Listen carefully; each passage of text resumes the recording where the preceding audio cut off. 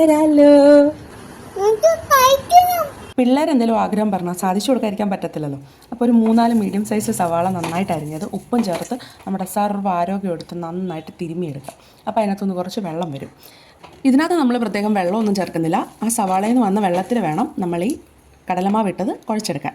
അപ്പം നമ്മുടെ ആ ഒരു കൺസിസ്റ്റൻസി കറക്റ്റ് ആക്കാൻ വേണ്ടി കുറച്ചായിട്ട് കടലമാവ് ഇട്ട് കൊടുത്ത് നമുക്കിതൊന്ന് ഇളക്കിയെടുക്കാം. അപ്പോൾ ഞാനിവിടെ ഒരു 4 മീഡിയം സൈസ്ഡ് സവാളയ്ക്ക് വേണ്ടിയിട്ട് ഒരു 6 ടേബിൾ സ്പൂണോളം കടലമാവ് എടുത്തിട്ടുണ്ട്.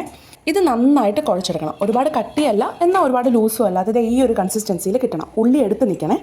പിന്നെ നമ്മുടെ ചീഞ്ചട്ടി അടുപ്പത്തേക്ക് വെച്ച് എണ്ണ ഒഴിച്ച് എണ്ണ ചൂടാകുമ്പോൾ ഓരോരോ ഉള്ളി ബജിയായിട്ട്, മോൻ ഉള്ളി വടയാണ് ചോദിച്ചത്, പക്ഷേ ഞാൻ ഉള്ളി ബജിയാണ് ഉണ്ടാക്കുന്നത്. അവനിതാണ് ഉദ്ദേശിച്ചത്.